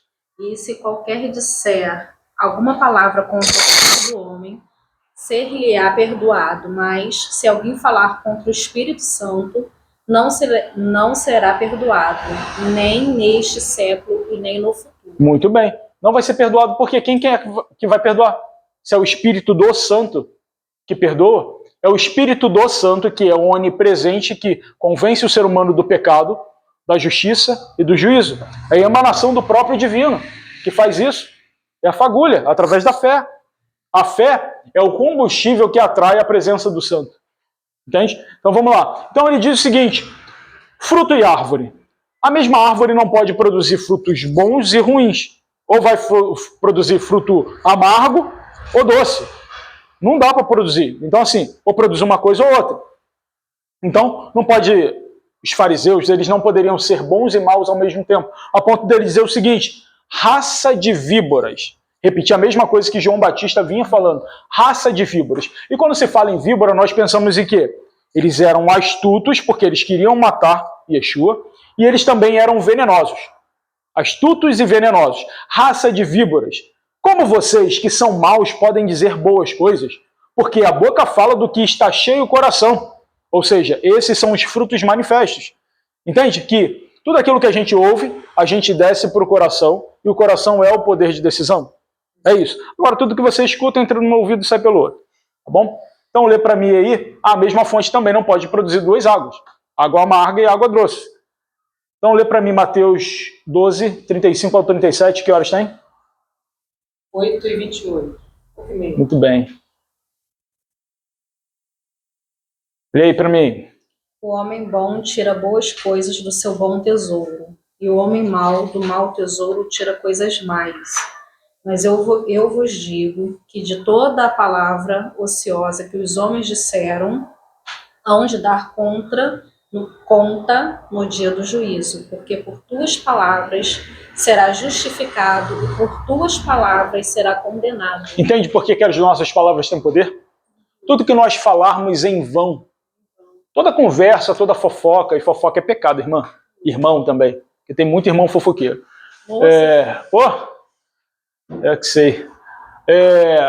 Tudo que nós falarmos, palavras ociosas que não agregam valor às outras pessoas, nós vamos ser julgados por aquilo que nós falarmos. Seja de bom ou de ruim, porque as palavras têm poder. Tá? Eu já falei sobre o mundo das emanações, né? Também tem correlação com a fé. Lê para mim, Yeshua ensina a ler Mateus 13, do 1 ao 3. O que ele ensina? Yeshua explica como é o reino de Deus. Naquele mesmo dia, Jesus saiu de casa, foi assentar-se à beira-mar. Uma grande multidão lembrei. reuniu-se ao seu redor e por esse motivo entrou num barco e assentou-se. E todo o povo estava em pé na praia. Jesus ensinou-lhes então muitas coisas por meio de parábolas, como esta: eis que um semeador saiu a semear. Muito bom, cara, isso é excelente. Lembra que eu falei, alguém abre para mim em Salmo 78, verso 2. Por quê? Yeshua, sempre que explicava, ele explicava em forma de parábolas, histórias. É muito mais fácil você aprender por abstração, ou seja, você vai fazer correlação com coisas que você já sabe. E lembra que eu falei que no Sermão do Monte, Sermão de Corazim, ele fazia associação? Olha as aves do céu, olha os lírios do campo, olha isso, olha aquilo. Então, a parábola do... 72, 8. Mateus, Salmos. Salmo 78, verso 2. É porque não está aqui na referência. Cara, eu já disse que antes de o Filho de Deus vir como carne, encarnar, ele já foi profetizado muitas vezes. E uma das profecias é, ele falará por parábolas, vê se não é isso que está escrito, e ele ensinará os segredos que são antigos. Leia, o que está escrito? Abrirei a minha boca numa parábola, proporei enigmas da antiguidade. Enigmas da antiguidade. Quem tem outra tradução? É mais ou menos isso. Em parábolas abrirei a minha boca, proferirei enigmas do passado. Muito bem. Os enigmas do passado serão proferidos através da boas novas. Lembra que a gente já explicou sobre isso? Tá? Então, ele diz o seguinte, aos pequenos foi dado os mistérios, o nébia, o súbia, o manto, aos pequenos. E quem recebe, recebe em grande quantidade. Se vocês estão recebendo aquilo, vocês estão recebendo em grande quantidade. Mas, a quem não tem ou não quer esses mistérios, a palavra de Deus, até o que ele tem vai ser tirado. Ou seja, se ele acha que a palavra de Deus não é o suficiente para ele, se ele caminha com suas próprias pernas ou com seus próprios méritos, até o que ele tem será tirado. É isso. Então, para a gente terminar aqui, lê Mateus 13, só esse ponto para ir para o próximo. Lê Mateus 13, 14 e depois o 17. Isso porque ele está explicando que aos pequeninos, lembra que Roma, por escravizar o povo naquela época, o povo não tinha acesso à educação, à escolarização. Quem deveria fazer isso seriam os sacerdotes. Eles que deveriam ensinar, eles que deveriam escolarizar e explicar a palavra de Deus. O que eles estavam fazendo? Suprimindo do povo o direito de aprender. Vai. Por isso lhes falo por parábolas, porque eles, vendo, não veem. Falando dos fariseus. E ouvindo, não ouvem nem compreendem. E nele se cumpre a profecia de Isaías que diz: ouvindo, ouvireis, mas não compreendereis, e vendo, vereis, mas não percebereis. Agora o 17. Porque em verdade vos digo que muitos profetas e justos desejam ver o que vós desejaram vedes, e não ouviram, e ouvir o que vós ouvis, e não ouviram. Ouvir o que vocês ouvirem e não ouviram, porque tudo começa pelo ouvir. Então a explicação da parábola é o seguinte, a semente que caiu. Quem tem ouvidos para ouvir, ouça. Então, ele fala o seguinte, que tudo começa pelo ouvir. E eu já falei sobre a diferença de ouvir e escutar, né? Tudo que a gente ouve, a gente absorve e desce para o coração e vai para o poder de decisão. Qualquer decisão que você precise tomar, vem pelo ouvir. Então a fé ela é gerada o quê? A partir do ouvir. E ouvir a palavra de Deus. Então, ele diz o seguinte, que essas sementes que caíram à beira do caminho, terreno pedregoso, entre espinhos e terra boa, essas sementes são aqueles que ouvem, ouvem, ouvem e ouvem. Essas sementes são aqueles que ouvem. Então, só que é o seguinte, a semente que caiu à beira do caminho são os que ouvem, mas não entendem. Então, a gente está trazendo aqui as explicações e as referências. Então, vocês estão pegando ali, imagina alguns pregos e uma linha, vocês estão fazendo a junção desses pontos, vocês estão ligando os pontos. Então, aqueles que ouvem e não entendem, o maligno arranca. É como se fosse a semente que caiu à beira do caminho. Ok. Aqueles que ouvem e recebem com alegria, mas no momento de crise, tribulação, no momento de angústia, eles não conseguem manter a fé. Opa, haja luz. Não conseguem manter a fé. Então, eles não criam raiz. Então, eles abandonam a palavra e deixam de gerar fé em tempos de tribulação. É como se fossem sementes que caíram em terreno pedregoso. Difícil, quebra-língua, pedregoso. Não dá tempo. Que horas tem? 8h35. Não vai dar tempo. Senão eu faria a junção de fé e obras aqui. Eu botei aqui, fé e obra se der tempo. E a semente caiu entre espinhos. Entre espinhos são aqueles que ouvem, mas ele prioriza qualquer outra coisa. Então os espinhos acabam sufocando essa semente e ele não dá frutos. Ele até consegue crescer entre os espinhos ali, mas ele não consegue dar frutos. E aí é que tá. A fé vem pelo ouvir, e ouvir a palavra de Deus. Mas a fé sem obras, ela é morta. Me mostra a tua fé que eu te mostro as minhas obras. Foi assim que Tiago falou. Então, no inicial, porque falam assim, as cartas de Paulo diz que é salvação pela fé. Ok, só que Paulo estava escrevendo para novos convertidos. Então ele precisa dizer o seguinte, vocês não precisam produzir agora, porque vocês precisam gerar fé suficiente para amar aquilo que vem de Deus. A partir do momento que você ama a lei de Deus, você produz a fé em si, você consegue caminhar e o próprio Espírito do Eterno te induz a fazer as obras. Sim. Então, assim, isso aqui é a obra de Deus, é um serviço, é uma adoração a Deus. Tá? Por isso que as pessoas falam assim, às vezes tem muitas críticas por não entenderem isso. Jorge, por que você faz algumas coisas e não fazem outras coisas? Eu recebo críticas internas, críticas externas. Esses dias eu estava conversando com um grupo de amigos que às vezes não conseguem entender algumas coisas, mas eles aceitam, eles respeitam. Mas outras pessoas, não, pô, estudo, cara. Para que você está dando estudo para esse pessoal? Irmão, é a forma de eu poder contribuir um pouco. Eu não me senti inútil. Se eu aceitei a fé em Cristo Yeshua, ele me deu a capacidade de aprimorar as informações e trazer de uma forma simples, objetiva e direta, por que não fazer? Eu vou ser um obeso intelectual. Você sabe que esse estudo ele não está pronto. Eu tenho feito ele semana a semana, está fresquinho, acabou de sair do forno. Eu já li a Bíblia algumas vezes, mas eu amo ler a Bíblia outras vezes para poder passar de uma forma simples. Pegar alguns pontos que ninguém conseguiu enxergar ou ninguém conseguiu passar de uma forma simples. Então, assim, dá trabalho, meu irmão, desenvolver. Mas eu faço com muito prazer porque eu entendo que tudo que nós fazemos aqui acerca do reino de Deus ecoa na eternidade. Ecoa na eternidade e eu sei que aqui são sementes, várias sementes que vão crescer em um bom terreno e vão dar muitos frutos para a glória de Deus. Tá? E as palavras têm poder. Então, vamos lá. Então, caiu em terra boa, assim como vocês. Entende, pratica e produz frutos, obras. As obras não são agora para o novo convertido, as obras é ao longo da caminhada. Tá? O inicial, para gerar fé, é no início, é a semente. Agora, crescer, frutos, é ao longo da caminhada. A lei do Senhor é prazerosa, ao longo da caminhada. Então, quem ouve, entende, pratica, produz frutos. Só que é uma semente que vai produzir fruto 100 frutos, 60 frutos e 30 frutos. Olha só, uma única semente, cara. Pensa. Então isso aí é multiplicar no reino de Deus. Vamos lá. As parábolas. Ele fala sobre a parábola do joio e do trigo. Do joio e do trigo, explicando superficialmente, é o seguinte. Ele diz que o inimigo se deu o trabalho de ir no meio da noite e na plantação de trigo e semear joio. Falta do que fazer, né, meu irmão? Como se o dono do trigueiro não soubesse que havia ali para tentar alguém sabotar o trigueiro ali.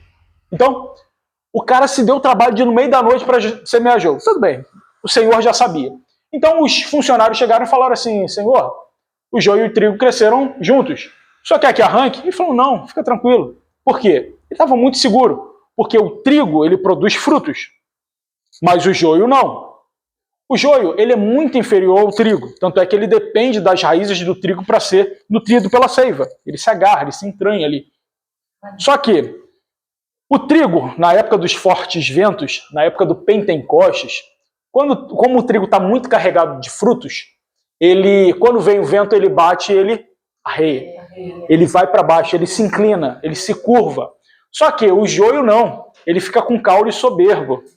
Ele fica em pé. Então, quando vem o vento, a tribulação, os dias difíceis, irmão, curva, deita, adora, louve ao Senhor, porque você está carregado de frutos. Isso para a glória de Deus. Agora, está soberbo, meu irmão? Ele vai dar a mesma ordem que ele deu para os seus trabalhadores. Está soberbo depois do vento, meu irmão? Vem só arrancando, pega e joga no fogo, porque esse não serve. É isso, não tem fruto. Não tem fruto, igual a figueira, que estava mostrando ali uma coisa que ela não tinha. Tá bom? Então vamos lá. Posso fazer uma pergunta sobre a figueira? Pode. A figueira, essa figueira que Jesus explica, ela primeiro dava o fruto, depois dava a folha. Isso é verdade? É verdade, tá certinho. Foi por isso que ele cobrou a fruta da figueira? Exatamente, ela mostrou aquilo que ela não tinha. Porque primeiro ela tinha folha, mas... Aí você vai ali entre as folhagens procurar o fruto e ela mostrou uma coisa que ela não tinha. Então amaldiçoou. Mas lá na frente tem uma explicação um pouco mais aprofundada. Aí eu trago para vocês. Então, falando sobre isso, o grão de mostarda, que ele cresce, é como a fé. Você planta lá, daqui a pouco tem uma árvore enorme. Já viram o tamanho do pé de mostarda? Um troço gigante. O fermento, um pouco de fermento leveda toda a massa. E às vezes, muitas vezes, o ser humano ele tem um mau hábito de fazer isso. Alguma coisa que deu errado, alguma coisa que você não concorda, alguma coisa que você não aceita, você fica fermentando aquele troço ali dentro. Fica fermentando, daqui a pouco você expande. Tá? É igual a diferença eu estava conversando com um amigo, falando sobre a diferença dos pães. O pão francês, que só tem ar por dentro, e o pão sem fermento, né, que ele é todo inteiriço por dentro. Ele tem recheio, né? E o outro, o pão francês, só tem ar. É isso. Só inflando. O reino dos céus é também como um negociante que pega e encontra pérolas preciosas. Eu vejo aqui muitas pérolas preciosas. Também te vejo, meu irmão e minha irmã, como uma pérola preciosa, tá? Nós somos uma pérola preciosa. Todas as vezes que você tiver em dificuldade, pense, eu sou uma pérola preciosa para o Senhor. Então, tá aqui, ó. Nós somos. Encontrando essas pérolas preciosas, esse comprador vende tudo que tem para poder conseguir. Então, Yeshua, o que ele abriu mão para conseguir essas pérolas preciosas? Essa pérola preciosa. Ele abriu mão da sua glória, do seu corpo, e assumiu para si uma cruz que era nossa. É isso. Para você saber o valor que você tem diante de Deus. Então, o reino dos céus ainda é como uma rede que é lançada ao mar, e vem muitos peixes, toda sorte de peixe. Só que naquele grande dia, peixes ruins não vão ser aproveitados. Só os peixes bons. Peixe bom serve para alimento, os peixes ruins nem para alimento serve, meu irmão, não serve para nada. Então vamos ler Mateus aí, 13, 49 e 50. Já está indo para o final, que horas tem? 43. Ih, 15 minutos, vou tentar correr aqui. 49, 50. Isso. Assim também ocorrerá no final desta era. Chegarão os anjos e irão separar os maus dentre os justos, e lançarão os maus na fornalha ardente. E ali haverá grande lamento e ranger de dente. Pois é, forte, né? Aí, ó, Deus falando na terra. Aí, ó, de ladinho, meu irmão. Escuta de ladinho. Quem tem ouvidos para ouvir, ouça. Pois é. Então, vamos lá. Os astutos agindo com astúcia. Não preciso nem comentar nada sobre esse texto. Ele já é autoexplicativo, né?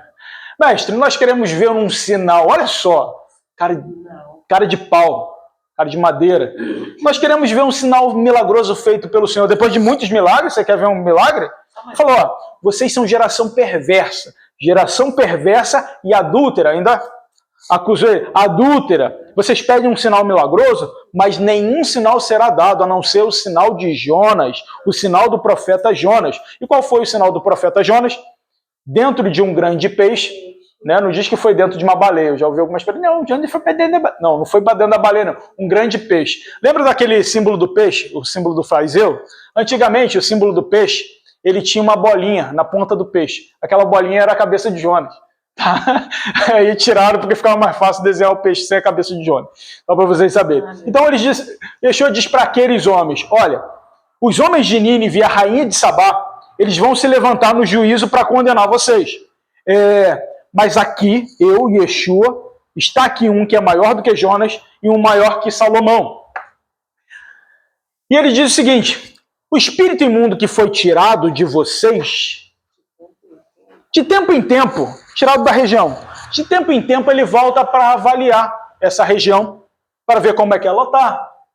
Então lembra que lá no caso do Gadareno, Senhor, permita-nos sair, mas não sair dessa região, continuar na região. A gente já falou sobre principados, tá? Então, esses principados, eu não vou dizer o nome dessas entidades, mas eu vou pedir para vocês lerem aqui à medida da explicação. Tá aqui, ó, os 7 andarilhos, vão lendo, mas não repitam o nome, por favor, para não dar moral para eles. Então, o espírito imundo que foi tirado do meio de vocês, são espíritos andarilhos, de tempo em tempo eles voltam para avaliar como é que está a casa, a região. Se vocês não mantêm a casa limpa, ou seja, a palavra de Deus, ensinando a palavra de Deus, fazendo aquilo que vocês foram chamados para fazer, o espírito imundo volta, avalia, vê que não tem ninguém, traz mais 7 piores do que ele.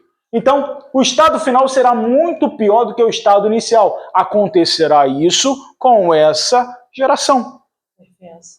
Geração perversa. Lê para mim Mateus 12:45. Então vai e leva consigo outros 7 espíritos piores do que ele. E entrando, habitam ali. E são os últimos atos desse homem piores do que os primeiros. Assim acontecerá também a esta geração má. Pois é, entende? Yeshua estava ali limpando o território, mas eles estavam dando mole. Uma hora Yeshua ia subir para o pai e a região ia ficar tomada. Né? Então, milagres no luto de João Batista. João Batista foi decapitado. No aniversário de Herodes, tetrarca, a gente já falou sobre isso, manda matar João Batista.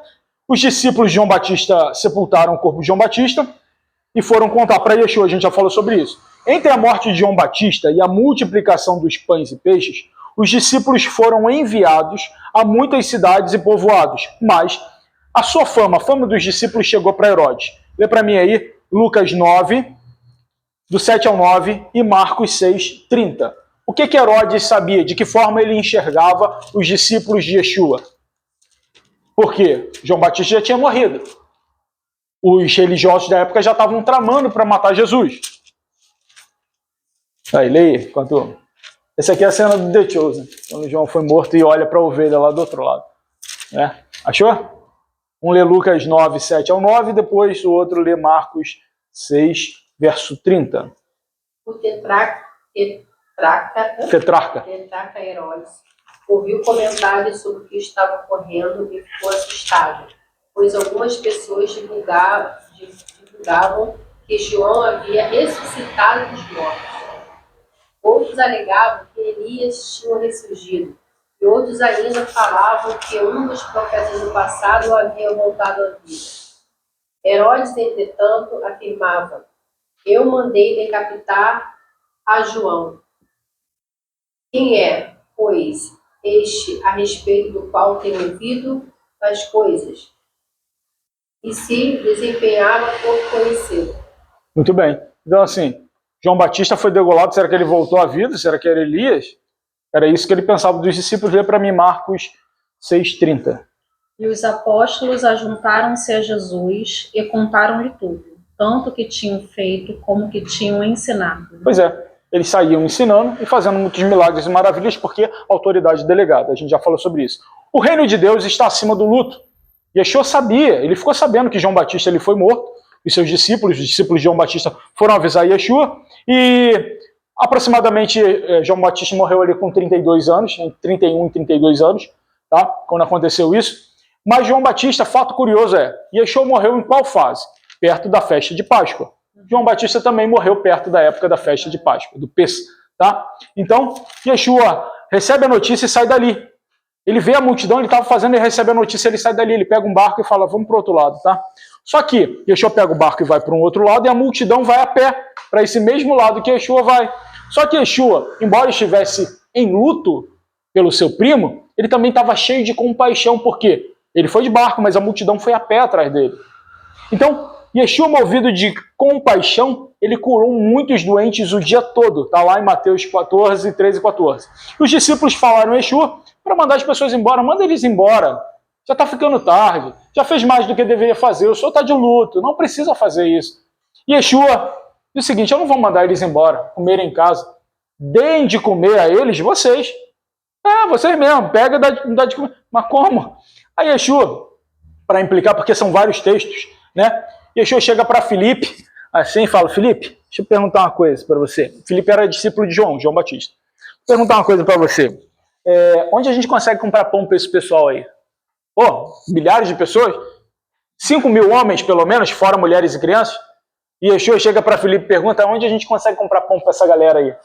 Aí Filipe, eu acho que caiu na pilha e fala assim, Pô, 200 conto não dá não, Yeshua. 200 conto para essa galera toda não dá não, cara. Aí daqui a pouco vem, diz a Bíblia que vem André e um outro discípulo. Não diz qual era o nome do discípulo, tá? Chega André e um outro discípulo. Olha, a gente achou um garotinho com 5 pães de cevada e 2 peixes. Só que é o seguinte, qual a diferença do pão de cevada para o pão integral? Primeiro eu quero falar uma curiosidade. 5.000 pessoas, ninguém tinha nada para comer ali? Não é possível, meu irmão. Egoísmo. O nome disso é egoísmo. Agora imagina o seguinte, se ao invés de acharem um garoto, achassem, sei lá, vou dar um exemplo, alguém com um bolinho de milho e um cafezinho. Meu irmão, Senhor, achamos só essa pessoa com um bolinho de milho, ou uma pessoa com um pudim, ou então achamos só essa pessoa com um frango assado aqui. Opa, traz aqui. Meu irmão, eles iam ter um banquete, mas quem não foi contado, a criança que não foi contada, que trouxe a provisão. Quem trouxe a provisão é aquele que não foi contado. Percebe que tem semelhança com a mulher samaritana? O milagre veio daquele que era inesperado, daquele que veio, que era excluído.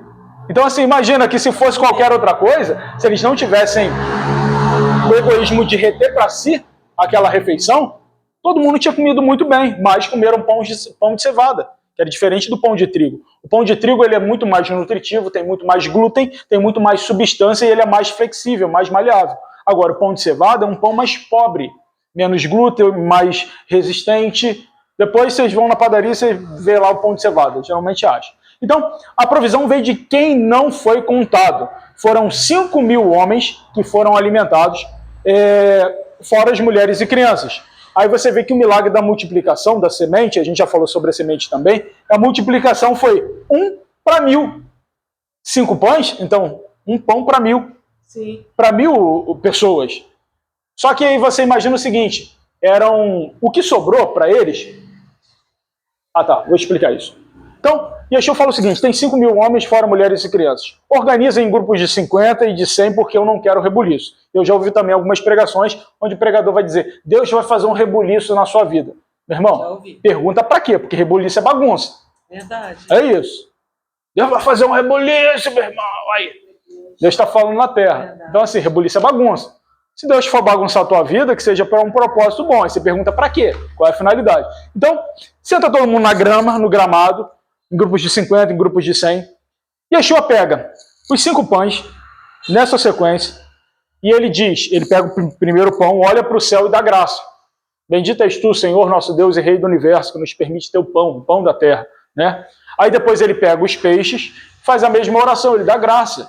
Dá graças a Deus porque Deus proveu o alimento, por mais que fosse pouco. Então, ele pega ali 12 cestos, e o pessoal, diferente do The Chosen, né, que veio com aquele cesto parecendo cesto de roupa, pô, quem vai andar com aquilo ali na viagem? Quem estava arrastando alguma coisa? Foge à realidade. Então, possivelmente, o cesto que eles conseguiram foram pequenas bacias. Pequenas bacias de palha, de, sei lá, como é o nome daquele troço que o pessoal faz artesanato que eu esqueci? Sisal. Lembrei por causa do rejunte, né? A gente passa no rejunte. Então, era mais ou menos de cestas. Então, 5.000 pessoas, 5.000 homens, fora mulheres e crianças, comeram e ainda sobraram 12 cestos de pães e peixes cheios. Esse é o milagre, é como se fosse a Santa Ceia. Ah, aceita um pãozinho, um peixe, o cara pega e aparece mais um peixe, pega e aparece mais um peixe, pega e aparece mais um peixe. Mais ou menos isso. O cara foi passando a bandejinha, o pessoal foi pegando, e assim ainda sobrou. Mais ou menos isso. Então, depois de comer, todo mundo comeu. 5.000 homens, fora mulheres e crianças, estou frisando bem isso, e Yeshua para trocar ideia com a multidão. Vamos trocar uma ideia aqui? Não sei o que, tá tudo bem, tal. Beleza. Aí ele fala o seguinte, pede para os discípulos dizer, olha só, eu vou ficar aqui, vou tirar um tempo de oração, mas vocês pegam um barco e vão lá para frente. Eu encontro vocês lá do outro lado, tá? Vou encontrar vocês lá na terra onde nasceu Pedro, em Betsaida. Então, eu vou ficar trocando uma ideia com a multidão aqui e depois eu vou subir um monte para orar. Então, pega um barquinho, vai lá e encontro vocês em Betsaida, me espera lá. Só que, lê Marcos 6, 45, 46, para a gente ver isso aqui, que é a última. Eu suprimi alguns aqui por conta do horário, tá? Marcos 6, 45, 46. Logo em seguida, insistiu com os discípulos para Ele insistiu. Entrassem no barco e seguissem diante dele para Betsaida, enquanto ele se despedia do povo. Tendo despedido, subiu a um monte para orar. Opa, Até 46? Não, até tá ótimo, para orar. Então, ele insistiu para o pessoal pegar o barco e ir para Betsaida. Por hoje, meu irmão. Para Betsaida. Então, imagina o seguinte, eu vou orar, mas Yeshua, ele era muito estrategista. Lembra que todos nós somos provados? Provação é diferente de tentação. A provação vem por parte do próprio Deus. Quando você está fazendo uma prova, o professor está ali, ele já te explicou toda a matéria. Na hora da prova, ele fica te dando as respostas?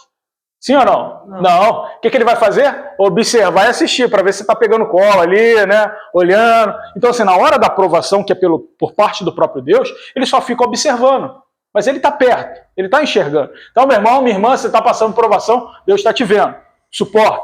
Então, vamos lá. Então, depois disso, que os discípulos pegam o barco, a multidão fez uma coisa que Yeshua não gostou. Jesus não gostou disso. Não gostou. E o que ele não gostou? Lê para mim em João 6, 14 e 15. O que a multidão fez que Yeshua não gostou, que ele rejeitou? E olha que Jesus rejeitou alguns títulos. Título de governador, título de bom é Deus. O que a multidão fez para que Yeshua, esse quadro aqui a gente conhece, a Igreja Católica, rostinho fininho, coradinho, bonitinho, uma coroa de rei. E detalhe, qual é a cor da bandeira de Israel? Azul. Qual a cor da bandeira de Roma? Por que ele está de vermelho? É um Jesus romano. Vamos lá. Vendo, pois, aqueles homens o milagre que Jesus tinha feito, diziam: este é verdadeiramente profeta que devia vir ao mundo. Sabendo, pois, Jesus que haviam de vir a arrebatá-lo para o fazerem rei. Fazerem o quê? Rei. Tornou a retirar-se. É por isso que ele saiu. Só para o monte. Exatamente. Eles queriam tornar Jesus, Yeshua, rei. Ele falou, não, esse título não é meu não. Não agora. No mundo vindouro, sim. Mas ainda não é chegado a hora. Existem tempos e épocas determinados para todas as coisas. Existem várias coisas debaixo do céu. Eu ouvi uma pregação dizendo o seguinte, há tempo para todas as coisas debaixo da terra. Meu irmão, debaixo da terra você não tem tempo para nada, você já morreu. Há tempo para todas as coisas debaixo do céu. Debaixo da terra não, meu irmão. Debaixo da terra você já é um defunto. Né? Verdade. Então vamos lá. Então, eles foram colocados no barco de propósito para serem provados. Então Yeshua insiste para eles pegarem o barco lá para Betsaida. Ele falou, vai para o outro lado que eu vou encontrar vocês. Yeshua vai para o monte orar. Só que, imagina que, quando eles saíram daquele local e já era de madrugada, era vigília, o tempo dos judeus, só para vocês entenderem, é dividido em 4 horários na parte do dia e 4 horários na parte da noite. 4 vigílias. Primeiro horário, a hora terceira, que é 9 horas da manhã, a hora sexta, que é meio-dia, a hora nona, que é 3 horas da tarde, e a hora 1/10, que é próximo das 6 horas, que é púsculo ali. Aí você tem a primeira vigília que começa a partir das 6 horas e vai até as 9, a segunda vigília que vai de 9 até meia-noite, a terceira vigília que vai de meia-noite às 3, e a quarta vigília da noite, que foi quando Yeshua apareceu onde? Andando sobre as águas, na quarta vigília da noite, quando o barco estava sendo açoitado pelas ondas, e o vento era contrário. Então, a quarta vigília da noite, Yeshua aparece andando tranquilamente sobre as águas. No princípio era o verbo estava com Deus, o verbo era o próprio Deus, né? E o Espírito de Deus parava sobre as águas, andava sobre as águas tranquilamente, né? Como se fosse, por exemplo, até perguntaram, Jorge, a gente toca nas coisas? Não, a gente repele, ação e reação, né? Porque se a gente tocasse de fato nas coisas, seria fusão, né? Então a gente repele, ação e reação, terceira lei de Newton. Então, voltando. Então, isso aconteceu. Só que, antes de Yeshua aparecer andando lá, o barco estava movimentando, o barco estava balançando, né? Todas as vezes que você está balançando, está movimentando em mar aberto ali, principalmente sendo açoitado, o que te dá vontade de fazer? Botar tudo para fora, cinetose, enjoo por movimento. Então, quando acontece isso, por várias vezes nós somos provados, e às vezes a gente fica meio enjoado, e a vontade é colocar tudo para fora, é vomitar. Vomitar fora do barco, vomitar nas pessoas, é falar mal dos outros, quando na realidade a aprovação é para você. Então, assim, todas as vezes que você se sentir enjoado em meio à aprovação no barco, lembra que existem outras pessoas envolvidas. Então, assim, não sai colocando qualquer coisa para fora, não. Por mais que você esteja enjoado. Então, Yeshua aparece lá, a quarta vigília da noite. Oi? É forte? Aí, ó, Deus falando até. Quarta vigília da noite, ele caminha sobre o mar. Em meio do vazio, a escuridão, Ah tá, já falei sobre isso. Pedro olha aqui e fala assim, alguém fala, isso aí é um fantasma. Não, pô, quase 6 horas da manhã, um cara andando ali no meio da água, é um fantasma.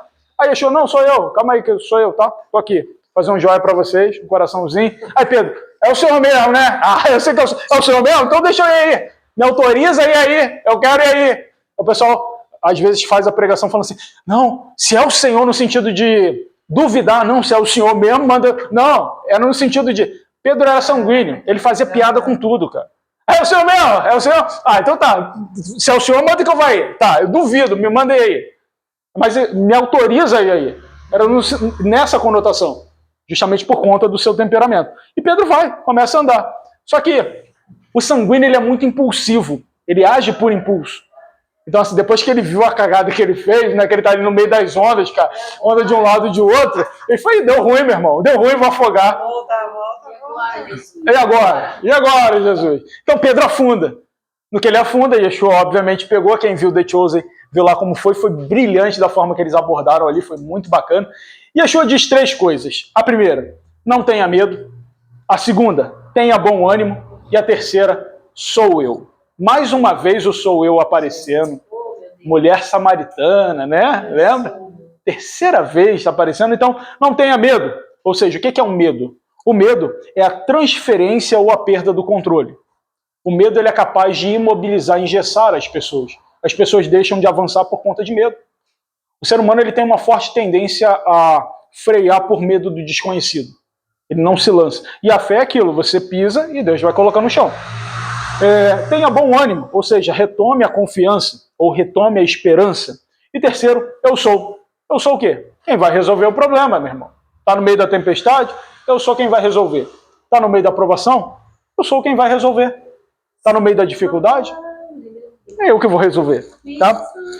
Então, com isso, nós terminamos o esboço, a troca de ideia, o bate-papo de hoje. Que horas tem? Estou no meu horário? Super. 9h01.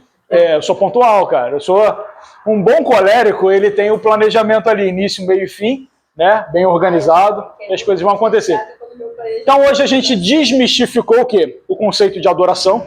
A gente viu que o que se faz nas congregações, nas sinagogas, e a congregação não é a igreja somos nós, eclésia, atraídos para fora, somos nós, a serviço de Deus. Mas a congregação é o quê? A ação de agregar com quem? Com outras pessoas. Se eu participo dentro de uma comunidade com várias pessoas, a ação de todo ser humano é tentar agregar. E o que a gente vê são pessoas desagregando em alguns lugares.